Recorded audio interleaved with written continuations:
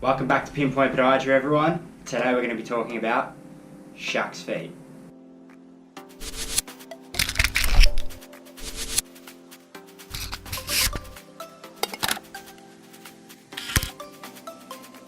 Now, a bit of a strange one today that we're talking about Shaq's feet, but the big man got his feet out on Inside the NBA on TNT about last week, and pictures of his foot have been swirling around the internet. So I thought we'd talk about how his feet got in that condition in the first place. First off, Shaq, let's start with your nails. They're clearly fungal. Try and use a cream, or I hope you're wearing socks at least. Now, if you're looking at Shaq's big toe, it's pushing across the other ones. That's known as Hallux valgus, or a bunion, and about 40% of the adult population have one. So Hallux valgus is the term used to describe the deformity of the joint, or that lateral deviation that you can see on his big toe. Essentially, it means that that joint is slightly subluxed or dislocated. And that hallux limitus can cause what's known as hallux limitus or hallux rigidus. And so if we're looking at his foot, you can see a big scar down his foot. So I had a look at his injury history, and Shaq has had hallux limitus.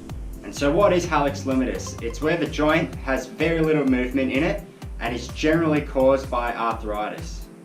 Shaq is famously quoted as saying, "I got hurt on company time, so I heal on company time." But truth be told, the reason his joint is the way it is probably due to years of wear and tear and trauma on that joint. So Shaq opted for a less invasive surgery rather than a more invasive one. This meant if he'd gone for the more invasive one, he would have had to sit 3 months. So Shaq has this sore and swollen big toe joint. He's probably already tried orthotics, and the anti-inflammatory medication that he took upset his stomach. So why other than trauma are his feet the way they are today?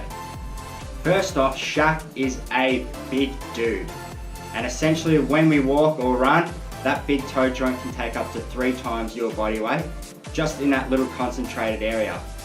Not only that, but with a bunion, it's increased another 1.7 times. And at the time that Shaq had his big toe joint injury, he was 7'1", 147 kilos. So that is a lot of weight going through that big toe joint. And all that weight adds to further degeneration of that big toe joint.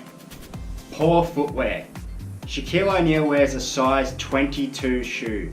That is absolutely massive. And so, even though he's in the NBA, growing up, I read that Shaq was 6'4" at 11 years old.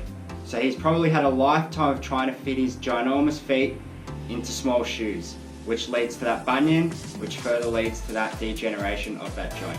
A tight Achilles. So we all know that Shaq's career-ending injury was an Achilles tear. However, someone with a tight Achilles or calf lifts their heel earlier during gait, so while they run, and increases their forefoot loading.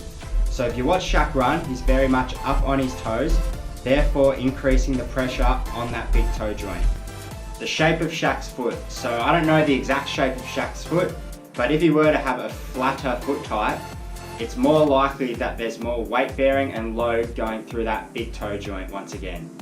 But with all this being said, the big man was able to average 27 points, 11 boards and 2 blocks whilst winning the championship that season. So if we've learned anything from Shaq is, you can't stop the man. He's the most dominant big man in the game. Guys, if there's any other NBA players you want to know about, let me know in the comments below, and I'll see you guys soon.